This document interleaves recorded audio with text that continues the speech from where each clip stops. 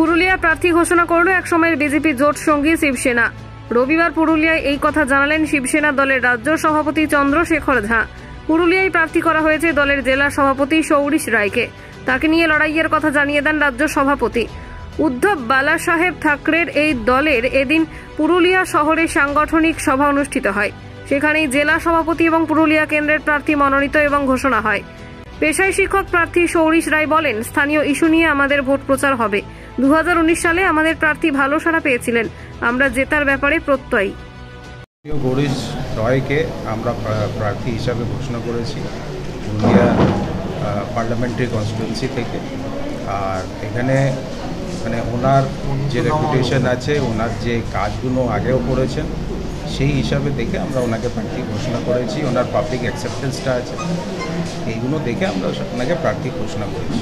পুরুলিয়ার মানুষ সাড়া কিরকম পাচ্ছে না? দেখুন, আমরা সর্বপ্রথম 2019-এ লোকসভা ইলেকশন এখান থেকে ওয়েস্ট বেঙ্গল থেকে আরম্ভ করি। 2019-এ আমরা ক্যান্ডিডেট দিয়েছিলাম। ক্যান্ডিডেট দেওয়ার পরে এখানে আমাদের ভোট পার্সেন্টেজটা ভালোই ছিল। এক্সপেক্টেড করছি যে এবারও ভোট পার্সেন্টেজ কিছু কিছু জায়গায় ভালো উঠবে, ভালো আসবে। আর আপনারা দেখতে পারবেন যে পুরুলিয়াতে অনেক কিছু লোকাল ইস্যু আছে। লোকাল ইস্যুগুলো উনি যদি হাইলাইট করতে পারেন, পাবলিক সেন্টিমেন্ট, পাবলিক সাপোর্ট সবসময় একটা লোকের সঙ্গে থাকে যে ওনাদের কাছে দাঁড়াবে।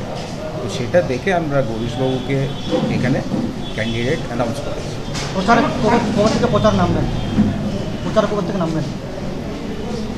দেখুন, প্রচারে তো উনি তো নামবেনই, আমরা তো আছি, আমরা তো অলরেডি এসছি। এই জন্যে তো নমিনেশনটা হয়ে যাক, তারপরে সেভাবে ডিসাইড করা যাক। পুরুলিয়া কি ফার্স্ট টাইম প্রার্থী দিলেন?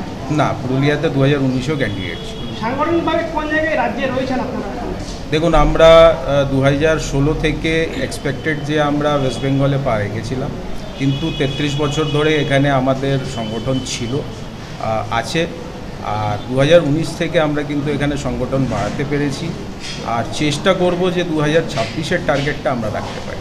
নাম চন্দ্রশেখর ঝা, শিবসেনা, ওয়েস্ট বেঙ্গল, উদ্ধব বালাসাহেব ঠাকরে, প্রেসিডেন্ট।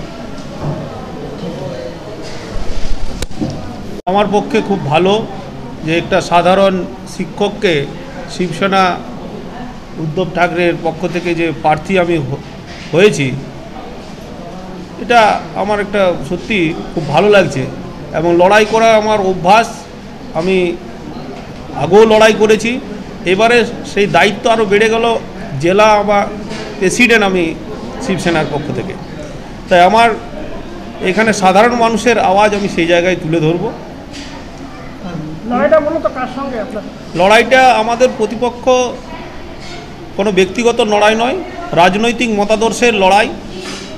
সেখানে মানুষের কথা আমি সেই জায়গায় তুলে ধরব। কী কী ইস্যুগুলোকে সামনে রেখে আমি ধরবেন? আমাদের প্রেসিডেন্ট বলেছেন এখানে বেকারত্ব, ডেভেলপমেন্ট, এই যে বিষয়গুলো আমরা তুলে ধরব। কতটা প্রত্যাশিত এখানে 100%। আমি যদি সকলকে একসাথে নিয়ে লড়াইয়ে ঝাঁপিয়ে পড়ি, 100% আমরা জিতব।